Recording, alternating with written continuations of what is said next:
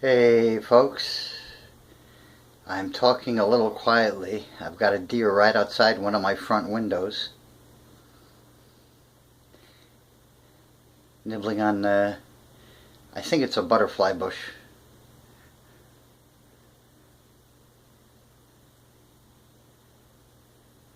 And thanks to the, this is looking east southeast, and the sun is in the west, so he can't really see me, or she, I can't tell from here. But yeah, checking out the garden.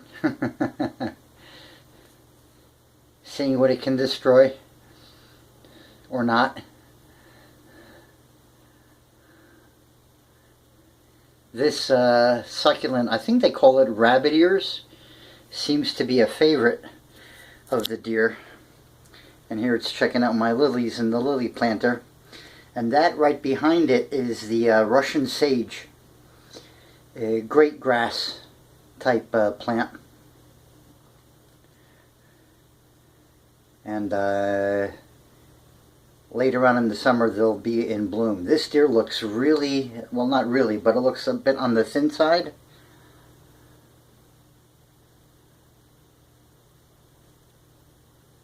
But anyway, and pardon the dirty-ish windows.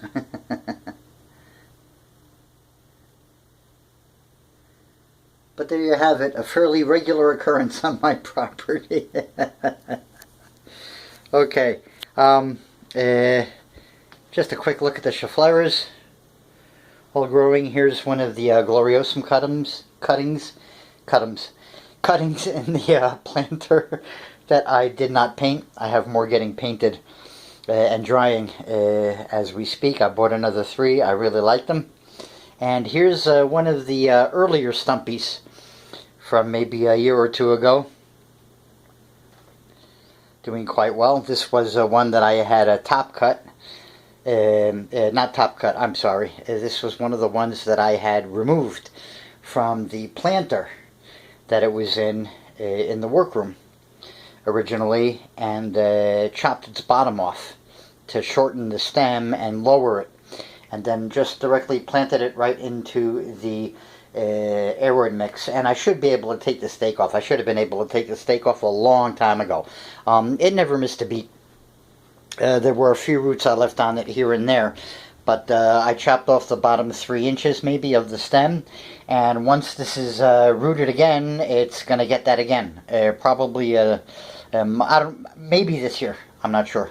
But yeah, I want to shorten it and then have this only about 2 or 3 inches above the soil line. That's really the general game plan. Okay, moving on. Well, moving on, the deer's still here. Okay, now moving on. The avocado's looking nicely, and it's even looking nice. Don't mind me, I just woke up and took a walk in 95-degree heat to get my mail. So I'm a little bit still brain fogged. There's another one of the stumpies, and here are the compactus, and here's another one of the stumpies right there. This was pretty much its twin, the stumpy in the factory room from where we just saw the deer. And the compactus I separated are looking fine. I'm not even sure if I'm going to keep this one. I think the I've got 4 compactus, Dieffenbacher compacta. There's 1, 2, 3, and then 4 there, right underneath the silver sword. And then there's this pot, which I'm going to be breaking down. I might separate one out, but I think 4 compactus are plenty. There is the Rhaphidophora, still just staying static. Not sure what it's going to decide to do, if it's going to decide to do anything, but we shall see what we shall see. And there's the Syngonium, and the Bipennifoliums, and the Painted Lady, and yeah, now we'll move on into the wall room. There's nothing really new to tell. The main purpose of this video was just to show the deer. It was an opportunity. Excuse me. I've fixed the poles Well, first we'll see the Adansonii eyes. I fixed the poles of the, well, not exactly fixed, but I added proper drainage holes to the two pink princesses. Got the actual excess water out of their the bottom of their tubes, this one and this one. And to this one I added sphagnum moss to the void. This one still had a full complement of aeroid mix at the very bottom of the tube. I've stopped that practice, by the way. I did that at the beginning simply because I was so psychologically averse to putting a plant without any soil in it whatsoever. So it was just a weird, goofy thing. I thought, it was just better for me psychologically if there was still a little bit of soil at the bottom of the tube to still keep it a little bit, in my mind, I guess, like a pot. So, and then of course I ended up switching over to all sphagnum once my entire brain realized what a silly notion that was.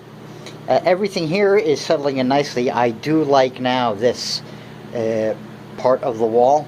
I decided to pull the Gloriosum and give it a little, instead of having it in the background lining the wall, I pulled it out to actually have it be a feature between the Gophersia medallion and the Gophersia rattlesnake, where I think it'll do very well. It's just about the right height and growth form and habit for this line. These leaves, I think, once they start getting taller, and they should, the next leaf after the transplant will probably be, no great shakes, but the next one after that should definitely be a nice upsize, and then continually, and again, it'll get to be about the height, at least, of the Gophersia rattlesnake, if not the height of the Gophersia medallion, and it suits this part of the wall for my eyeballs just perfectly. So the only thing about it right now is that, it's short, so it breaks up the line with that height gap and that little space gap, but hey, it'll grow into its spot beautifully, I think. All of the beginners are doing fine.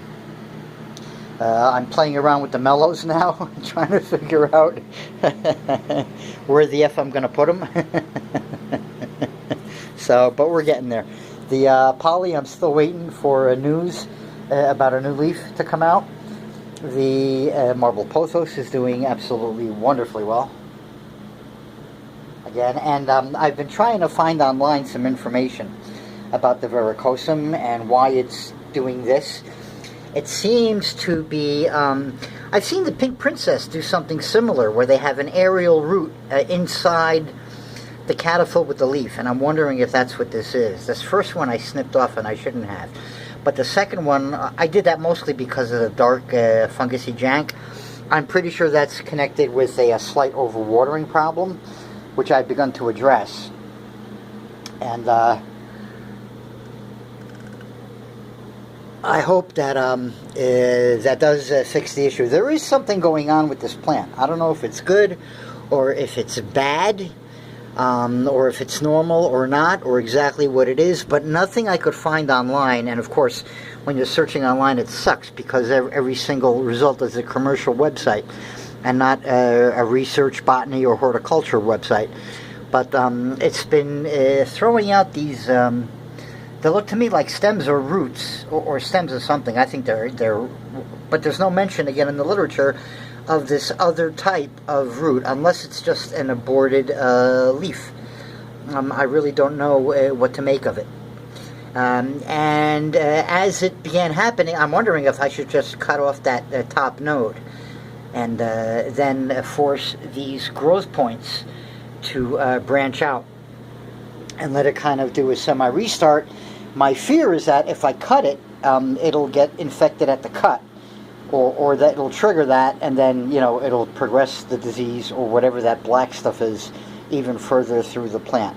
Now, every time I've run into this, either the plant has fixed itself under the situations that caused it, which from my standpoint is overwatering. They've either fixed it themselves or they've fixed it after correcting the issue. So again, I'm doing with this verrucosum now what I'm doing with the melanochrysum in particular, and with all the other plants. The Soderoy is pumping me out leaves, but it seems to have also an issue orienting itself properly. It still wants to put leaves out in all directions instead of only facing forward, or it's just throwing them off to the wrong side by mistake. I'm not exactly sure what. But after this leaf hardens, I'm going to tape it to the pole. I'll manipulate that leaf just a little bit, whichever way I can. Probably maybe just turn it a little bit to the right. This leaf is still slowly orienting itself. So, you know, this is still a matter of debate. I'm kind of thinking out loud. Okay, never mind. I don't want to make this video too long because, again, the main purpose was just to show all y'all the deer. The Islanii are doing well. The other Islanii, the larger one, the older one, has also begun to flower. So now I got two of them flowering. That's the OG, that's the split off. And this is giving me a leaf. I can just now make out the darker tip. So I'm hoping that this one does so as well. And now this one and the corn baby are giving me secondary growth. They're showing a shoot from the center of the rhizome. So that's all good news. I'm trying to think of anything else. The heterophylla leaf here is now looking more like a normal leaf. This one was long, huge, and narrow. This one was large and squat. And now this one is just about the same, proportionally shaped as the leaves that came before it, that were on there prior to shipping. It seems to be now figuring itself out and remembering what age it was. Okay, the Caladium Hilo Beauty, putting me out in a leaf. I'm losing the two leaves that I had burned with my sweat, dripping on them while watering. Now I do all the work here in the morning. And you can see why right there. This will be creeping up to 60 shortly. The second humidifier just kicked in.